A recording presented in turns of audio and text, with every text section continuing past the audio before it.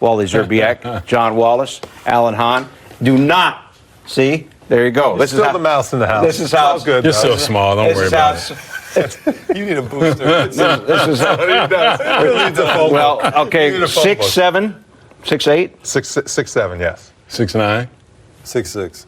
I don't fit. See, You gotta fit perfect. You're the point guard. Yeah, just pass the ball up. Don't worry about it. Keep us happy. All right. So feisty little nugget. Our first offensive set on Hot Topics concerns Carmelo Anthony. All right, 8 games with Portland, averaging 17 a game, 20 last night, and they've now won 4 out of 5. Has he saved the Trailblazers? He has, and I think it's a great story. It really is.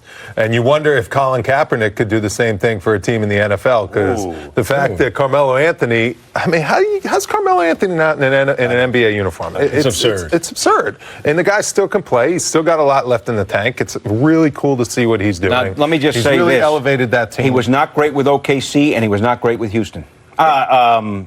Yeah, with Houston. But it's hard. With Houston. Yeah. With OKC, playing with Westbrook is very hard. Right. Takes you out of your rhythm. He just doesn't play basketball with a high IQ all the time. So it makes you look like you can't play sometimes. So I think his whole rhythm got messed up in OKC. And with Harden, too. But now he's playing with C.J. McCollum and Dame Lillard. They're distributing the ball. Well, and they're guys, winning. They dominate the basketball. Those two guys. But they're winning with him. I also think he needed to realize that he had to dial it back a little bit. And, I mean, he's been fantastic. This is him last night against the Kings. Watch it. He'll have a leak out. Watch this. He leaks out. Look at this. Alan, you think Melo's dialing it back? Yeah, no question. He's playing that Olympics Melo type of role where he's not demanding the basketball in every possession. He's filling it. He's doing exactly what a lot of people wanted him to do. We're hoping that he become this player because this is going to extend his career. And, oh, by the way, speaking of extend. Look at how yeah. He looks terrific. He was always a great offensive rebounder. He always went and got his own shot. You want to hear something, by the way, that already a residual of him having this success 2 weeks into signing.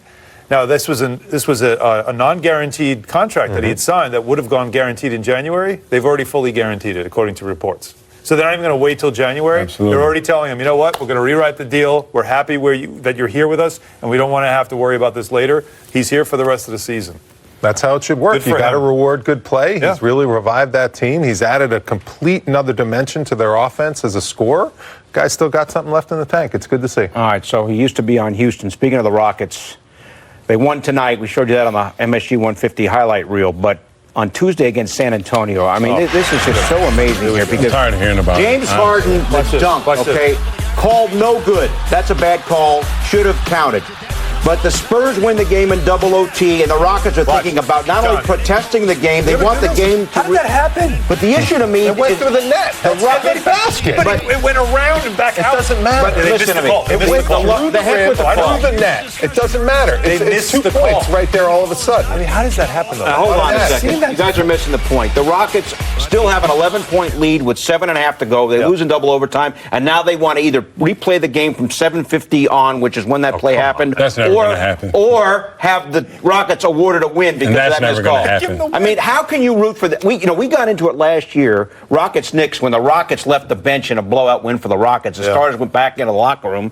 They got Westbrook and Harden. They don't play the best brand of team basketball. Yeah. How can you? And then now this. How can you root for these guys? Well, first of all, they don't expect the league to just hand them the win. No. They're doing it just because they're going through it's the protocol. This is what you do. Wait a minute. They blew an 11-point lead with 7 minutes to go. They're saying that cost them the game. It's ridiculous. They feel like the last 7.5 minutes should be played over again because of those 2 points that were taken away. That's what they want. There's no way this is going to happen, but they're following protocol. But this is what they do. Daryl Morey is like, this is who he is. This is what he does. He's all about, like, what's protocol? This is what we'll do. It's all about contracts he gives out. We saw him do that. He tried to do that to the Knicks all those years ago with Jeremy Lin, where it's like, what can we do with the contract? We can blow up the 4th year and make the Knicks not want to sign it. Let's do it. That's what he's all about. It also gets them headlines, but it does make them very unlikable. Well, they lost that game because James Harden went 4 for 20 from 3, 11 from 38 from the field. Wow, that's bad. Russell Westbrook was 7 for 30 from the field with 19 points. How does that happen?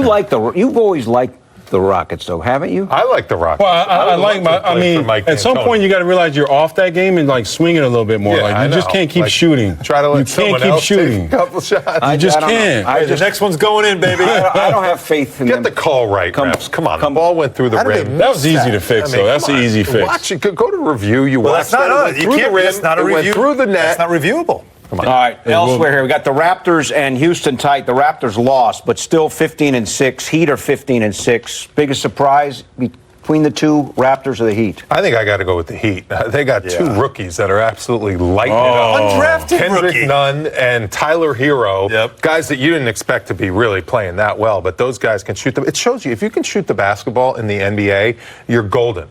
I mean, you got to look for shooters. You got to find those shooters in college basketball that not too many people know about. They slip, and then all of a sudden, look at what they're doing. See, I think it's the Raptors. I'm with you. Because, you lose the best player in the NBA. It's always the Raptors. To Siakam.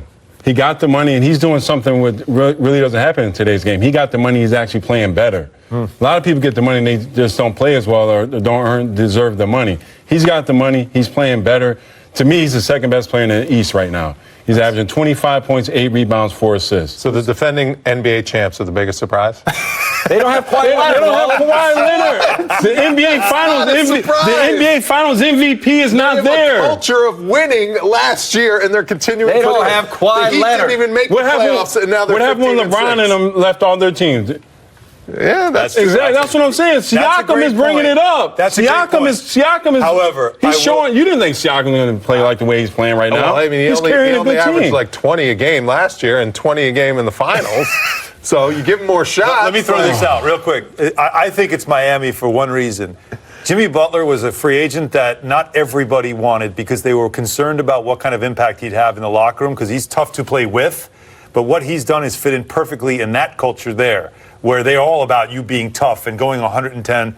And that's exactly what he's been there. He's been a great fit there, and everybody has risen up to meet his. He's been an awesome team. Now, the one thing that Miami and Toronto each have in common, they do a great job developing players. That's culture. right. And that's absolutely all about the culture. essential to today's It's all NBA. accountability.